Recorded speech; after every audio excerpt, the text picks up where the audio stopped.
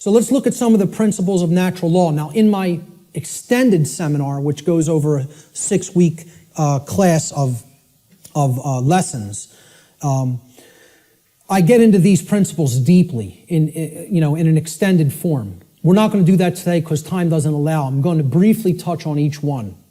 Okay? The word principles, let's define it. Principle comes from the Latin noun principia. Principia means first, foremost, leading, chief, or most necessary. It is that which matters most. It is the first things that must be understood. Before anything else can be understood, principles have to come first. And this is the problem. Our society does not put principles first. It puts trivialities first, and we're no longer a society that even cares about principles or first things. So first things first. First things or principles have to come first. So let's look at what the principles that underlie natural law. These are the things that are most important. That's what principles should mean to people. If we ask people to define what a principle is, first thing they should say, that's the most important thing. The most important thing in my life. Now, when in the natural law seminar, we did a homework assignment. We asked people what the most important thing was to them. Very few responded with principles. Most people responded with saying that people or the family was the number one response. The familial connection was more important to them than principles. Now, when people hear me say that that's backwards, they'll say, how cold are you? That's so cold, okay? What I'm telling you is that the familial connection, no matter what it is, between a mother and a son, a mother and a daughter, a father and a son, father and a daughter, husband and wife, doesn't matter as much as principles. I'm not telling you they don't matter at all. I'm telling you you have to put principles first. Otherwise, those relationships are just meaningless. They don't really have any real value unless they're based upon principles first, which is why so many relationships are dysfunctional. Principles have to come first before you can even build a solid relationship with another human being. So, let's look at what some of the principles of how natural laws work first before we can actually find out what the expressions of these laws are in our lives, which will be the next section. These are what I call the general principles of natural law. Natural law is expressed through 7 basic underlying principles, plus what I have referred to as an 8th or hidden principle, which you hear very few other researchers, even people who are studying this from the occult perspective, who are studying this from the consequentialism perspective, you very hear them incorporate the 8th and all-encompassing principle, which I'll get to last here. This 8th principle, which I call the lost principle, binds all the other 7 principles together. All right? These principles together constitute a master key through which universal wisdom, including the knowledge of the requirements to obtaining what we desire, is then unveiled or de-occulted. When people ask me, well, what do you consider yourself in your performance of presenting what you present? I tell them, I consider myself a de-occultist. I'm no longer an occultist. I'm a de-occultist. I'm attempting to take this information out of hiding. It's been hidden. The hiding of it is destroying the fabric of our society and putting us into bondage. It needs to come out and be non-hidden. It needs to be unveiled and shared widely and freely with anybody who's capable of accepting it and comprehending it now. Because we're not in a position where we could wait longer. We're at the precipice. Okay? There is a moral obligation to bring this information to the public now. Okay? So, I consider myself a de-occultist. One who takes things out of hiding and presents them openly. These are the 7 general principles of natural law. Many people who have studied some variants of occultism may recognize these as what are known as the Hermetic principles. Hermetic essentially comes from Hermes. Hermes Trismegistus, the thrice great one, as he was referred to in the ancient Greek mystery traditions. Okay? He was considered a messenger of the gods. He brought the wisdom of the gods down to humanity. Okay? In the ancient Egyptian and Cometian traditions, he was the scribe of the gods known as Thoth. All right? He has other incarnations as well. But the Hermetic tradition is named such because it's hermetically sealed, like natural law is. Natural law is hermetically sealed. It is binding principles that are immutable. They are laws that are in operation that cannot be changed. Hence, they are hermetically sealed. So, these 7 general principles, they are mentalism, correspondence, vibration, polarity, rhythm, cause and effect, which is a huge one, which we'll be getting into, and gender. So I'm going to briefly describe what each of these are and what they are about. The principle of mentalism states that the all, everything in creation, is actually a manifestation of mind. The all is mind. Okay, what this means is everything that happens has to be a result of a mental state which preceded it. Everything. For anything to exist, thoughts had to form first, and then they formed the physical reality after. The universe itself is a mental construct of the Creator. Thoughts lead to the manifestation of things and events. Thoughts create conditions. Thoughts create things and conditions. They cannot just magically manifest themselves. Thought comes first. Thoughts create our state of existence and the quality of our experience here on earth, ultimately. Therefore, be responsible for everything. We should be responsible for everything that we create by being responsible for that which we think. Because the thought processes are what are driving the behaviors. People behave the way they do because they have certain belief systems embedded in the mind and running like a program. Their thoughts and their emotions are driving their actions. So the behavior is not magically suddenly going to just change. The thoughts and emotions have to change because they're the driving force behind the behavior. That's when reality will change. See, people don't want to hear that, once again. They don't want to hear, if you want to change reality, you, yourself, have to change the way you think. Because the way you think is not conducive to the requirements for getting what you say you want. They're doing the exact opposite of that in many cases. So that's the principle of mentalism. The principle of correspondence states that that which is above is similar or like to that which is below. So what this means is that which is below, and that which is below is like to that which is above. It's a mirror, okay? The above is like the below is like the above, all right? The above, in this case, is the macrocosm, okay? The laws of the very large things, okay? The laws that govern the creation which we consider is seemingly outside of ourselves. We know at the deepest level that it's not, that we're one with it, but, we perceive this as out here. The laws that govern the large aspects of things. So the macrocosm, or the very large, the totality of everything, and the microcosm, which is the very small, or the individuated units that comprise the whole in their aggregate, okay? They are reflections of each other. They cannot be separated from each other. As one goes, the other goes. The universe is actually a holographic system. Okay? It's a hologram is an image. Okay? You pass a laser through it, and it then projects a 3D image. Okay? It's like a flat image, and it projects a three-dimensional image. But the aspect, why they call it a holo, like holistic hologram, holistic image, is if you break a hologram into multiple components by cutting it. So if I take a hologram and I cut it in 4 pieces, you don't have a quarter of the image on one part of the hologram and a quarter on the other and a quarter on the third and a quarter on the fourth. You have 4 whole images that only lose their resolution by a quarter. Okay? So everything is contained in all the smaller parts.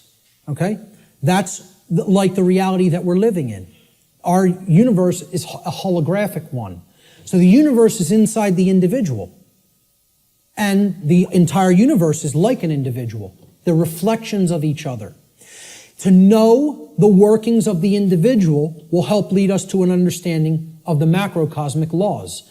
Similarly, to learn the macrocosmic laws will help us to learn the way that consciousness within the individual functions.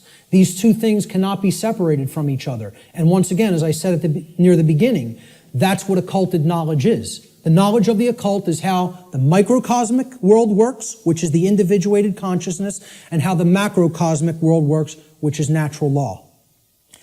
So the other part of the principle of correspondence is that our reality is also fractal in nature.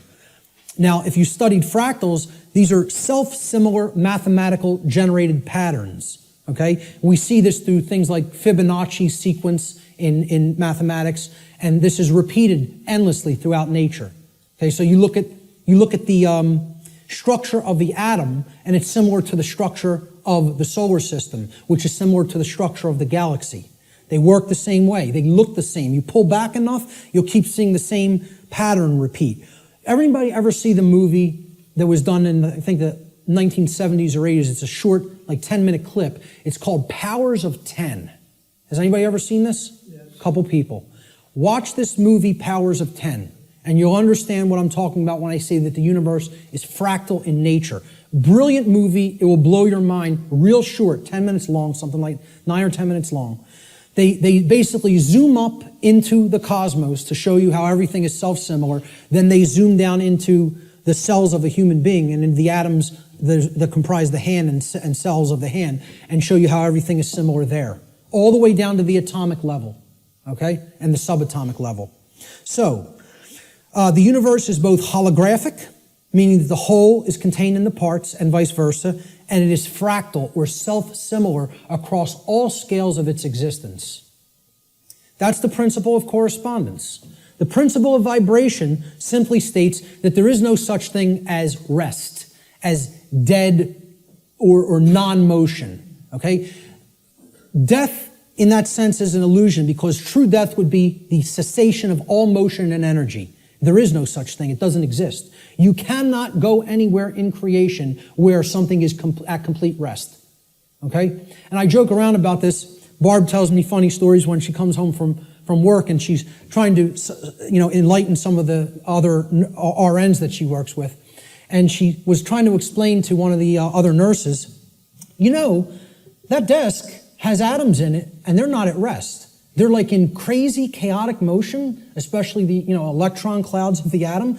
And if you look at it at a deep enough level, you would see it's like chaos going on, and it's all kinds of motion happening, seemingly at random. And the other nurse goes, "Barb, you're so crazy." What I say to that is, how could you have made it to nursing school and not ever have even considered the concept of the atom? Right. And it's amazing. She actually thinks perceived stillness is actual stillness, and didn't comprehend. If you zoom into that with a powerful enough microscope, you're going to see all kinds of motion, and nothing's at rest. And she thought Barb was the weird one for trying to explain that to her. Okay, so there is no such thing as true rest. It doesn't exist. If something's in existence, it's in motion. Everything moves, everything vibrates, and at the most fundamental level, the universe and every single thing which comprises it is ultimately pure vibratory energy that is manifesting itself in different ways, different frequencies, different vibratory forms. The universe has no true solidity as such, as we imagine solidity at the macrocosmic level. Matter is merely energy in a state of vibration. And what this is, if we truly understand this, and many sciences are now finally really understanding this and trying to propagate this knowledge out into the public, we will come to the understanding that this is a spiritual construct for experience to be gained, to have an experience and learn and grow in consciousness. That's what the purpose of this whole thing is for, So nothing is truly solid. It's again, like we say, we are spirit having a human experience. The whole universe is spiritual, having a experience in solidity. All right? That's how you have to look at the principle of vibration. The principle of polarity states that everything has a dual nature to it. There are polarities in everything that exists. Okay? Everything has poles. Everything has its pair of opposites. However, opposites, they are identical in nature, but they're different in degree. So let me give you an example of what that means.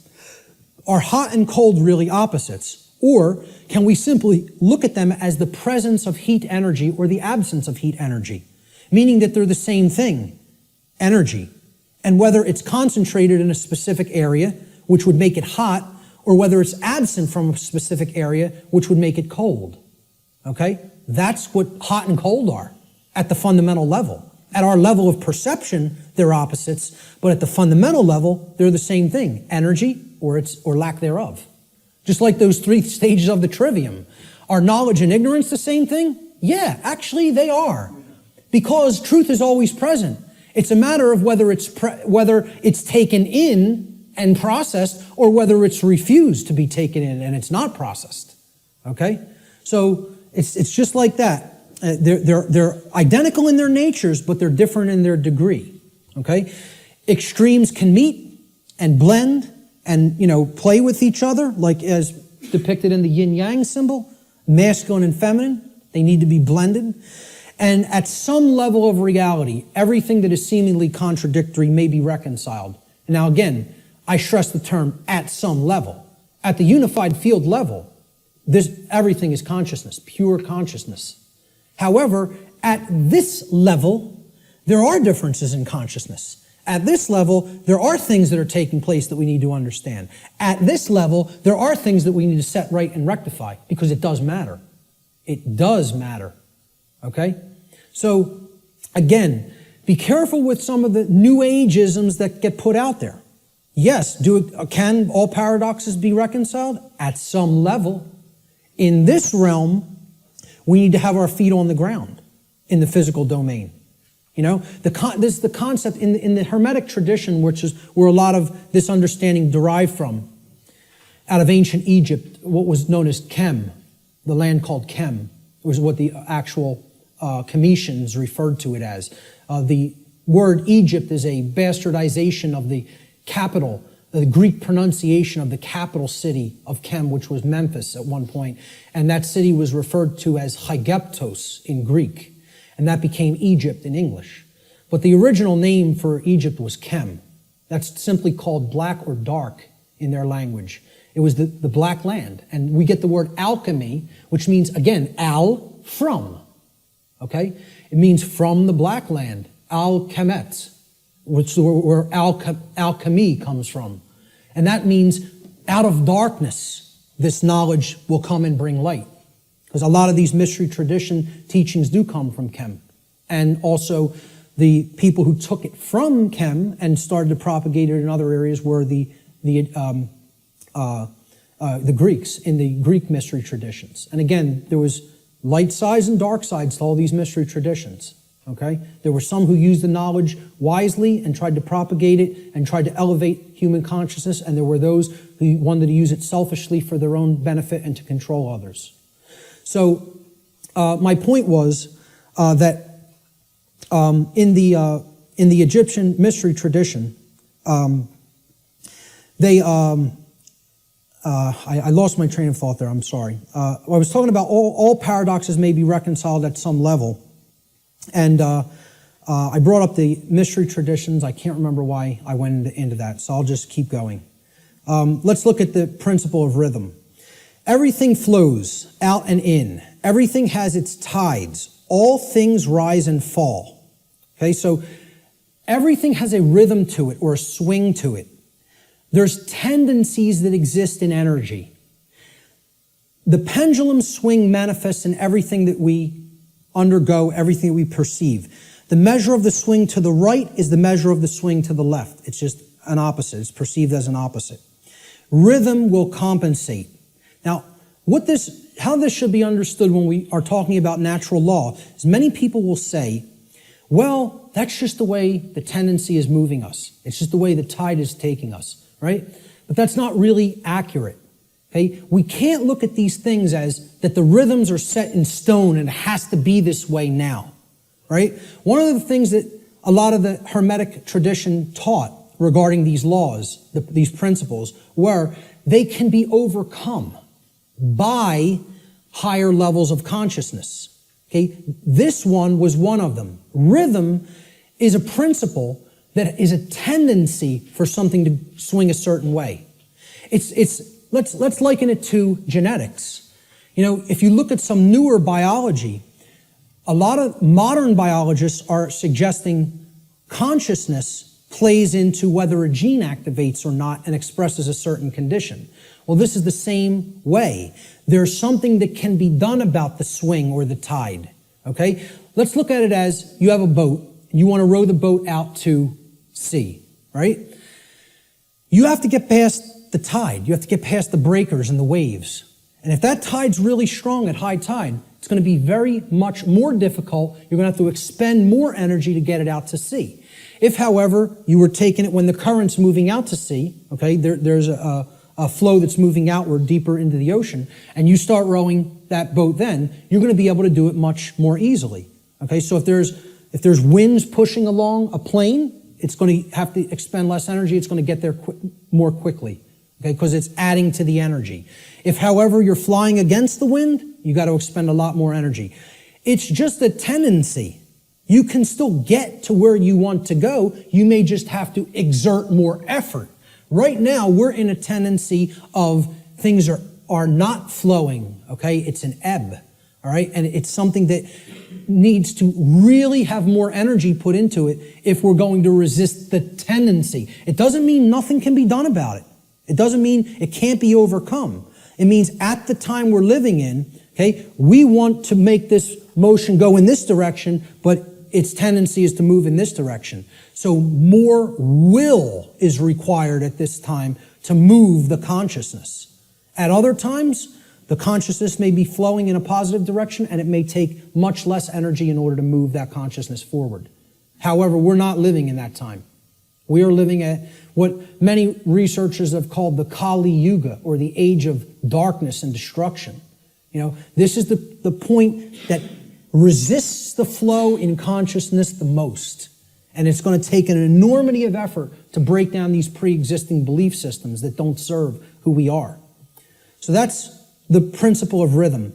This is the principle here in natural law that most fits in with how I'm using the term natural law today, cause and effect. Many people, again in the New Age community, don't want to believe that there's causes and effects, and that effects are driven by causes that, come first and then manifest conditions. So the principle of cause and effect simply states that every cause has its effect and every effect has its cause. Every single thing that occurs happens according to law. All right? Chance is a name for law, a law not recognized. There are many planes of causation, but nothing escapes the law. So again, is there free will? Yes, there is free will. But is there free will to ignore law without consequence? No, there is not. That's the limit of free will. Free will is operating within boundary conditions that I'm referring to as natural law. It's a series of laws, actually. Okay? Free will operates within these parameters or boundary conditions that cannot be exceeded or gone beyond without consequence. Oh yeah, you can break natural law. Yes, you can break it, but you cannot break it without consequence.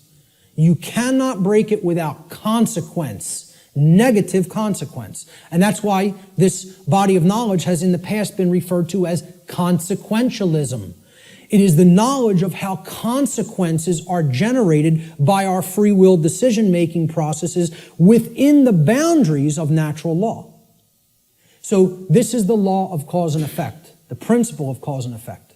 And I think this image, I was searching for images that encapsulate cause and effect, and I found this cartoon, and I think it does it brilliantly. Most of all, because will the effect happen immediately?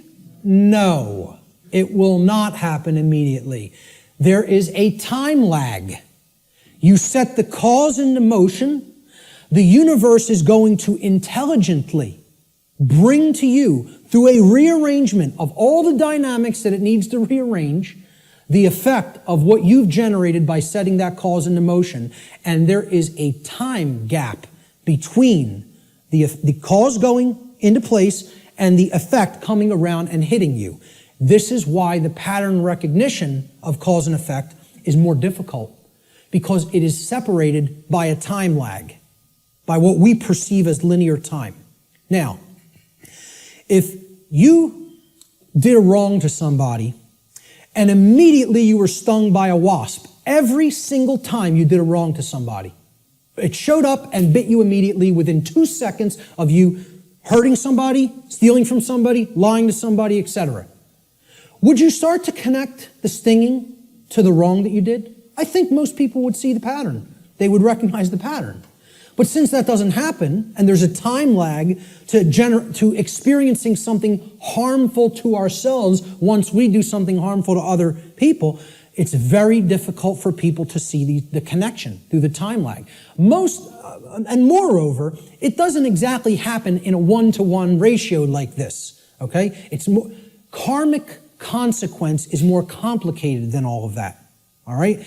What's happening is that all of us are experiencing in the aggregate the wrongs that the human species is conducting on a daily basis, which we do not attempt to rectify and stop through our inaction.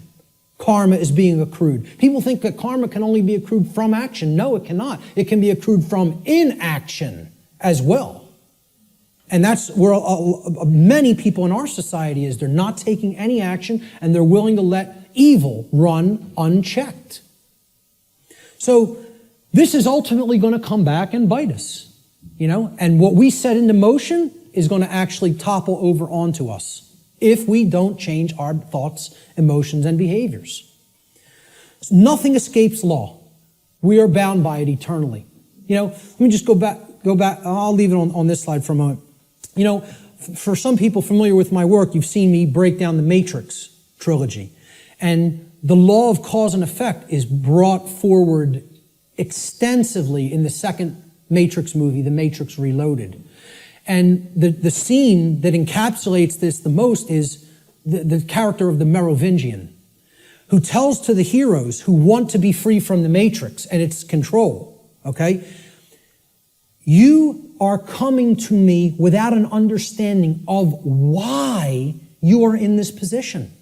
You don't understand the causal factors that have led to the current conditions that are in place. Therefore, you are coming to me with no power to effect change. You are powerless. So why should I help you?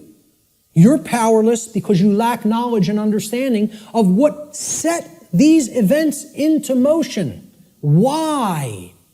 The question why, he says, why is the only source of real power. Without why, you are powerless. He's talking about cause and effect, and he says it specifically. Causality, he calls the only real truth. And this is the villain. The words of truth come through it's a big technique in Hollywood too. The words of truth are spoken by the villain in the movie or in the series. Okay? But if you listen, and there is a twist, a dark twist to what he says. He says free will is like an illusion. No, it is not. That's where the dark occultist is trying to trip up the heroes. There are both free will and natural law. He tries to say free will. The Morpheus character says to him, everything starts with choice. And Morpheus is correct. Our choices set that causality into motion before it becomes an effect.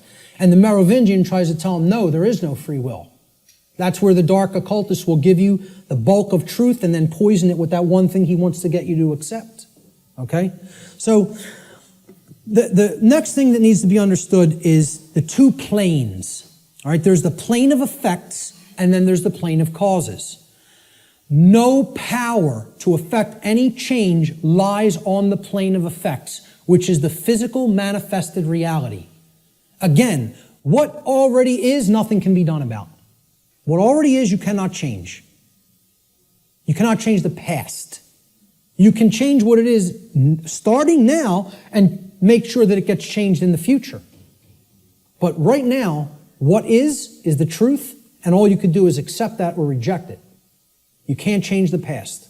So the physical world that is manifested up to this point happened because of things that occurred in the past. The causes happened in the past. Nothing you could do about that right now. Okay? The plane of effects, or the physical world, is where manifested realities have already occurred, have already taken shape, have already formed, due to their underlying causal factors. The plane of effects constitutes that which has already occurred. As such, no power to effect change lies here, because that which has already occurred cannot unoccur. That which has occurred can't undo itself. It happened, it's already done. It has become that which is, or truth. Human consciousness seems to be trapped upon the plane of effects, meaning that humanity as a whole remains ignorant of the underlying causes which they themselves have set into motion and which lead to self-inflicted suffering in their lives. So if you're trapped at this level, what you're doing is you're looking at the symptoms, and you're stuck looking at the symptoms. Okay? This is everybody. Oh, there's a political solution to this. We need to vote in the right people. Oh, there's a financial solution to this. We just need to set the right monetary policy. No, there's a scientific solution to this. And technological advancements are going to be made that suddenly save ourselves and make the world any different. And they think all of this is going to be done while slavery is still in place. Well, again, good luck with that. And let me know how it works out. Okay? I speak at free energy related events. I work with the Tesla Science Foundation. I speak at MUFON-related events that talk about disclosure of extraterrestrial presence. Okay? Both of these communities don't understand. The things that they say they want are impossible. And I'm going to start talking about them in this way more openly. You know, because I've kind of like given them some soft teachings, and I think they need to hear it a little bit more harshly. Because both of these communities are not talking about morality to the extent that they need to. They think we're going to have free energy, but nothing's going to change as far as the social structure of the world goes. We'll just develop free energy and that'll magically save us. We'll still have slavery, but free energy will be here and the world will be a magically better place. The UFO community, they often think, oh, we're going to get disclosure. They're going to come out and tell us everything they know about other intelligences that are out there in the galaxy and in the universe with us. Okay? And they think they're going to get that in a climate of slavery. Well, good luck with all those things. You got to take down the existing structure first. Okay? People think, oh, we got to build the new world while the old one decays. You have to destroy the existing power structure with the power of truth before anything new is going to grow here. Because this place is a garden full of weeds, of poisoned ideologies and completely erroneous belief systems that have no bearing on truth whatsoever and cannot get us what we say we want. Until those thoughts are changed, don't expect the results you want. So to the free energy movement, I say you're never going to get free energy in a climate of slavery. To the UFO community, I say you will never get disclosure in a climate of slavery. Slavery has to end first. Then you could get what you say you want. So, again, no power to effect any change lies in the world of effects. Cannot be done. You are rearranging the deck chairs on the Titanic while it sinks. You're not creating any change doing those things because the underlying causes aren't changing. And the underlying causes are how we think, how we feel, and how we behave. And no one wants to look at that. They want to think all those things can stay in place and I can magically get what I want. I want to keep my hand over the fire, but I don't want it to burn and blister. Well, enjoy. See, find out what you get when you do that. Because that's what we're doing when it comes to natural law. So let's look at the plane of causality. This is the other plane. This is the mental realm, the mental world. Again, according to the law of mentalism, the first principle of natural law, everything that manifests must first manifest in mind before it can manifest physically.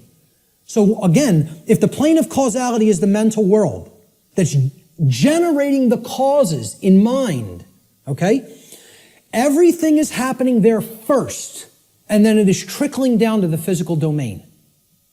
It is manifesting in the physical domain only after it has manifested in the mental world.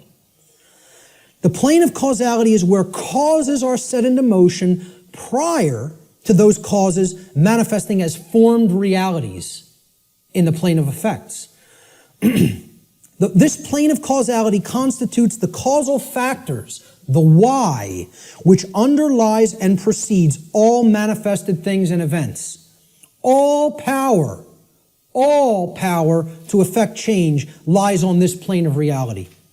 Human consciousness must move away from the plane of effects and to the plane of causality in order for human beings to understand the causal factors of the conditions which they are collectively manifesting in their lives.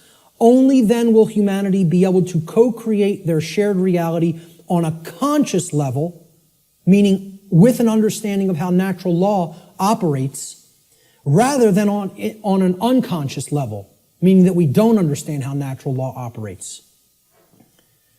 And I just look at it in a simple graphic, in a simple, chart or graph. This is the higher realm. This is the world of causality, the mental world, the why, the underlying causal factors, okay, that precede conditions which are manifested.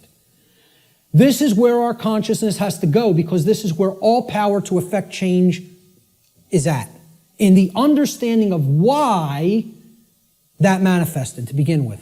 So these are the symptoms. This line could be looked at as the diagnosis. You have to make that diagnosis and get to the underlying causal factors that lead to the symptoms. Okay? The plane of effects, on the other hand, meaning the physical world, is the manifested realm. That which has already occurred, that cannot be undone. At least in the present moment. You could start in the present to undo it in the future. But as far as the present moment and all moments in the past go, you're not changing that. That's truth. That's what is. Okay? That's already manifested. You can't change it. No power to effect change lies in continuously analyzing the symptoms. You got to do that long enough that you know where the problem's at. You've made the diagnosis. Now you can get to the causal factors and start going to work changing those causes. Okay? Unfortunately, this plane, the plane of effect, seems to be where human consciousness in the aggregate is trapped. It can't seem to get past there. Even if it recognizes the problem, it wants to keep describing the problem. It wants to keep describing the prison. It doesn't want to look at the causal factors because it's afraid of what the causal factors are. It doesn't want to acknowledge the causal factors lie in how we think, feel, and act, and until those things are changed, the external manifestation cannot change. That takes responsibility. The final principle of the 7 principles of natural law, at least the formalized ones, are gender. Again, I'm going to talk about an 8th lost one. Gender exists in everything. Everything has its masculine and its feminine components or principles. We've already seen that when it comes to the human brain, consciousness, worldview, etc. Gender manifests on all planes of existence. Spiritual, mental, physical, everything. Okay? Very simple concept. What I want to briefly talk about is mental gender. Mental gender is the state of coexistence between the masculine and feminine aspects of the mind. Again, we've already looked at this. We looked at the breakdown of the physiology of the brain, at least of the higher order part of the brain, the neocortex. Our left brain hemisphere largely facilitates the masculine aspects of the mind, or the intellect, logic, analytical thought, linear thought processes, while the right brain hemisphere largely facilitates the feminine aspect, or intuition, meaning creativity, compassion, and holistic thought processes. This next section is what I call the lost principle. This is the 8th principle of natural law, which binds all of the other principles together. Okay? It is what I would call the encapsulating principle. Okay? It's the container inside which all the other principles fit very nicely and neatly. However, it's lost because we're not exercising it. See, we already looked at 1, 2, 3, 4, 5, 6, 7 principles of natural law. And there they are represented by these circles overlapping each other. Okay? Can anybody see an eighth circle anywhere? You got it. Correct. Here's the eighth circle. And this might look familiar. You might have seen this somewhere. Okay? This pattern is called something. Does anybody know what this pattern is called? What is it? Not the flower of life. The seed of life. The seed of life. Okay? Now, what happens from a seed? It grows. It generates something. It creates something. A seed has an outer casing, an outer shell. Okay? That if you're going to get to the inner core of it that contains all of the creative, genetic, generative material, okay, that shell has to be there and intact. You break the shell of the seed, the creative essence of the seed is going to be gone. Okay? Now, what is that principle? Here's what that principle is. It's the eighth, or what I call the lost principle. And it's the thing that has to be present in order for any change to manifest itself. And it is not what most people think of it as. Even when I tell you what this is, I guarantee you there will be an inaccurate connotative meaning for what people think this means. Okay? Here's what the eighth principle is.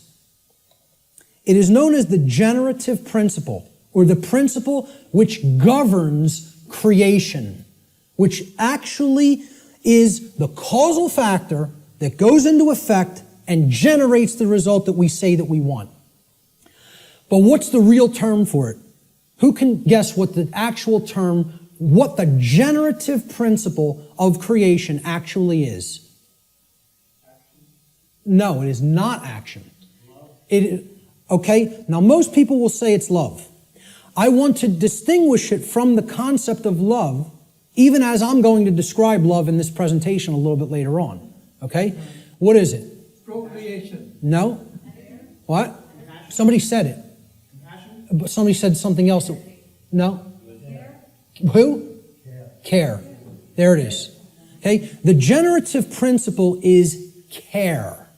Now, this is different than compassion. People say, why don't you use the word compassion? Because that's not what I'm talking about. It is a different concept than compassion, or even what I would describe as love. Care, and I mean care with a capital C, and here I didn't even put it with a capital C. I'm just putting it in all uppercase. All uppercase care. Distinguish this from care with a lowercase c. Okay? This means, what are you giving attention and helping to grow? What are you focusing upon? Because what focus you're focusing upon, that's what's ultimately getting generated, getting created, and growing. And this doesn't mean be ignorant of what's going on in the world and don't look at anything that's negative because you're going to feed that and give power to it. That's not what it means. Okay? That means, you know what you're feeding? In that instance, if you want to do that, you're feeding ignorance. And that's what's going to grow. It's the exact opposite that the New Agers want you to believe that it is. By ignoring the negative, you are ensuring that more of it occurs. You are fueling it by ignorance, ensuring that it grows and takes over. Okay? What care has to be looked at here as is, this is what you're giving your energy to. This is what you're focused upon. This is what you actually care enough about to do, to spend your time on, to put your attention on, to manifest in the world. That's what I'm talking about as care. Okay? That's what generates our experience in the aggregate. Most people don't care about what's really happening. Therefore, it is an impossibility for us in the aggregate to change the direction of energy, to change the direction of consciousness, and ultimately to get what we say we want. That's how the real law of attraction works. All right? Here's how it actually operates. The lost principle is the dynamic of care. What we care about on a day-to-day basis acts as the driving force of our thoughts and actions. What did I say we need to develop? The heart, mind, guts, right? Heart, mind, guts, in that order. Care comes first. You got to care enough to know, to develop the knowledge. Okay? Then you got to act on it and put it into practice. Apply it. So that's the order. Heart, mind, guts. Care, knowledge, action. Those are the steps. Okay? And all three of those have to be in place. All three. That's what unity consciousness is. It's unifying thoughts, emotions, and actions. The three aspects of consciousness, such that there is no contradiction between them. Our thoughts, what we say, what we think, how we feel, and how we act are one and the same. There's no contradiction. That's unity consciousness. Okay?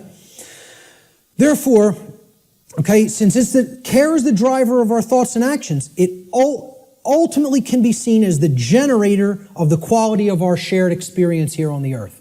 Care is what generates the whole thing. Hence, it has been called the generative principle. Liken the heart to a pump in the body.